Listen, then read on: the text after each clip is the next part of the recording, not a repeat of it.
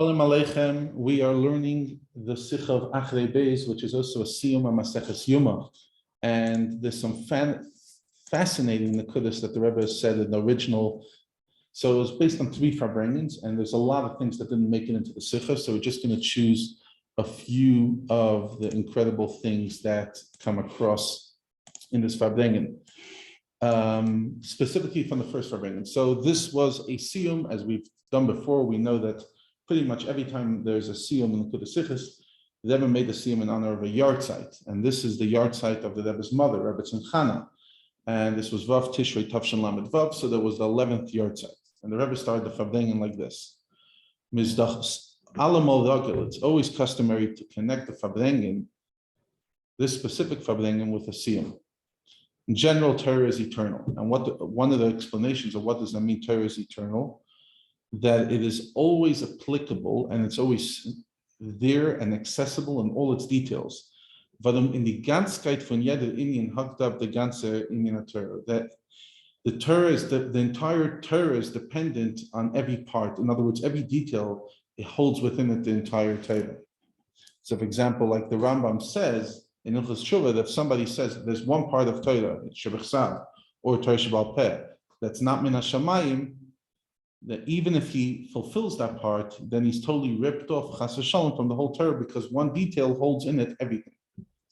So based on this, comes out that every Inyan in Torah, whenever you talk about it, that's the time to talk about it, because Torah is applicable everywhere in every part of Torah.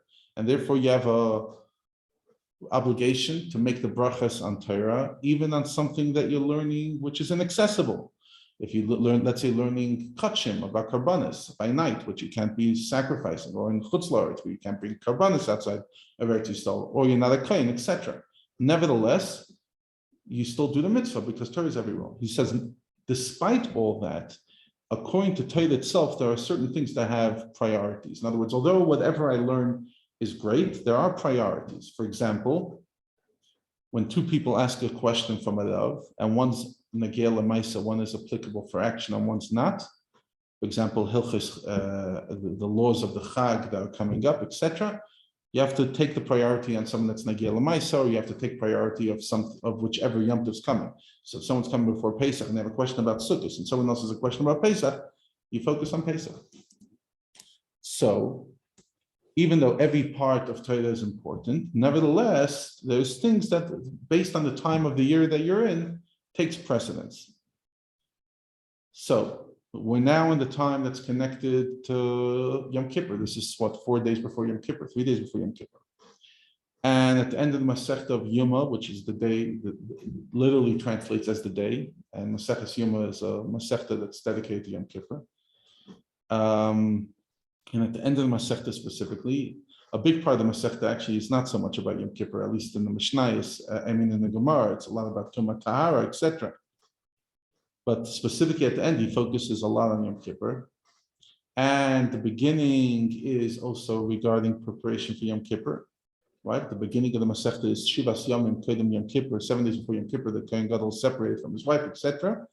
And the last Pedek of the Mishnayos is called Perek Yom Kippurim, which is really the theme of the whole Masechta. Now, Yom Kippur in general is the idea of tshuva, and like it says in Rambam, that even though tshuva and crying out is good the whole year, Yafa La'ilam, in the 10 days between Rosh Hashanah and Yom Kippur, it's especially beautiful and it's accepted immediately. So over here you see that this Man Grama, the time that's calling, is in of tshuva. It's called the Sefer Mei Tshuva. And especially now that we're already in the 6th of Tishrei, and that's part of the 7 days before Yom Kippur. So it's already the time that's focusing specifically on Yom Kippur. So it has a strong connection to Yom Kippur. It's a special time of tshuva, like it says in Rambam that these 10 days, Yom Kippur is man tshuva l'kol. It's a time for tshuva for everybody, etc., etc., etc. So therefore, even regarding the Siyum of Maseches Yuma, so a siyum, to make a siyum on Maseches Yuma comes before the Masechtas, even though we already made a siyum on this, and in Torah you have to, add, etc. So therefore, there's more to add. So we're going to add every single person in their own capacity. And because it's Mangrama, so we have a special CEO, a special help from Hashem connected to this day, etc. And therefore, we're going to make a siyum on specifically the Masechta, and then specifically in the Masechta, we're going to focus on Yom HaKippurim. And then the Rebbe starts talking about V'zalakti Aleichem Mayim Tahirim, etc. Then later on in that Sicha, and I'm just going to focus on this other point, the Rebbe is talking about the tshuva and the maharsha, etc., about how could it be the chayt and nisker, the person who sins get the reward. And then the Rebbe goes like this and says about the Bali Tshuva that they stand in the place that Tzaddik and Gemurim don't stand because they never tasted sin. So therefore, Bali Tshuva has zechuyos because he did Tshuva me'ava, and therefore staying is nasla, etc. Lefize is nitchak to zagen. According to this, you can't say that because he's adding in good actions, therefore staying is nasla to zechuyos, because it's a different kind of zchuyos. In other words, zdainis nasivus is a different kind of merit. So therefore, it's understood no matter how much a tzaddik will go in his avodah, it's still adding in one kind of zchuyos, but it's not in a different kind of zchuyos that Baal Tshuva has. Even if a tzaddik lives 1,000 years in Mekayim mitzvahs, he'll never have that type of zchuyos as a Baal Tshuva. So it says the Rebbe over here, you find the connection of two opposing ideas in the beginning of the Masechta. The beginning of the Masechta says 7 days before Yom Kippur, you separate the Kohen Gadol as a preparation. Now, what's the point of it? What does a Kohen Gadol accomplish on Yom Kippur? He has the incredible Maila that he could bring a carbon whenever he wants. He always takes leadership, etc., etc. But nevertheless, on Yom Kippur, the Kohen Gadol davens for every single yid. It's not only about Kohanim, it's about every yid, no matter where they are. The Kohen Gadol is part of all Am Yisrael, even though the whole year he's Kodesh Kodashim. And he has to be separate, Lavdila Kodesh Kodashim. But on Yom Kippur, it's dafka the opposite. Even though on the one hand, he's separated 7 days. On the other hand, now he's one with all of Yisrael, and so much so he confesses Fayeda Yid on behalf of every Yid and in their name. And he confesses on the Sarah Mishtaleach, the goat that's going to be killed. And that Sarah is not connected to Tzaddikim. In other words, this goat is not atoning for Tzaddikim, it's atoning for people lower than Beinanim. The Rebbe doesn't even say Russia. And therefore you have to send it to a Eretz Gezerah, to a middle of no land. At VSV state in Zohar, so much so that the Zohar says that that's similar to what the idea that you're giving a portion to the dark forces. In other words, in other words, you're giving something to feed to it's literally the ultimate evil, etc. And earlier in the vidui, there was 3 kinds of vidui, 3 kinds of confessions the Kohen Gadol did. One for his family, one for himself and family, one for the Shevet Meshasech the Kohanim, and the third Kol Yisrael. But the Sarah Mishtaleach is one thing, and all the Yidden connected are put into the one thing. So what do you see? That you have the 2 contrasts. How does he prepare for Yom Kippur? By separating. The whole year he's not separated, but now he's separating. And at the same time, he is representing all the Yidden. So this is similar to Zdainis Nasalek Yisachiyos. In other words, that one side and the other side interconnect. So too at the end of the Masechta, you see the same thing, at least more in a more dakistic. It's not as explicit.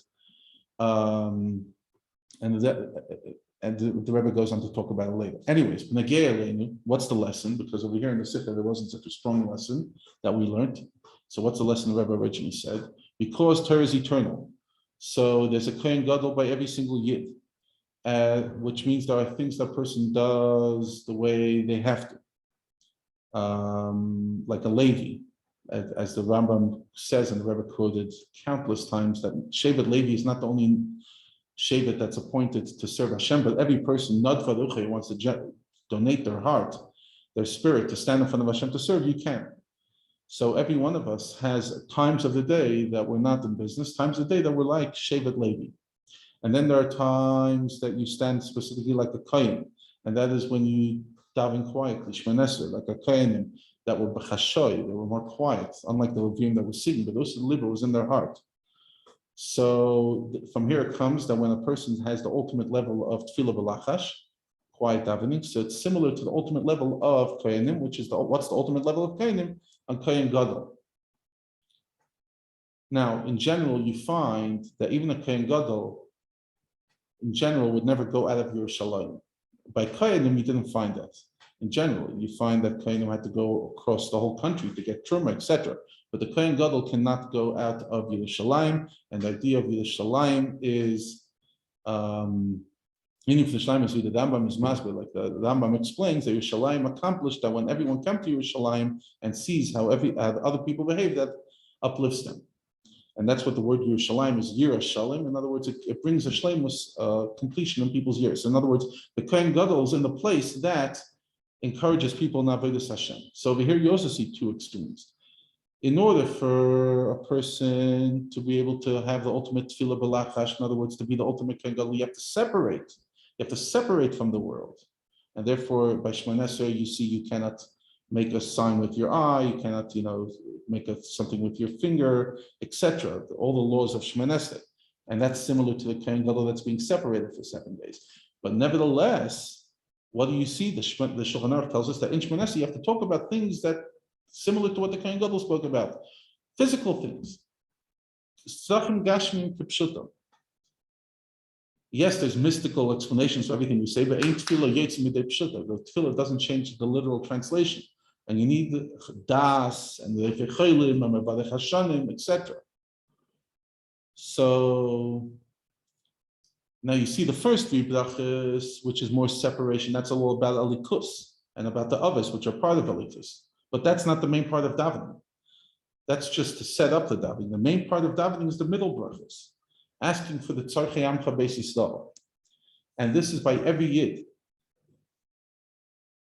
Because it says in Hilchos Tefillah, It shows up by the Kohen Gadol on 1 day a year. But by us, we have it every single day of the year. Then the Rebbe learns another lesson, but we'll stop over here.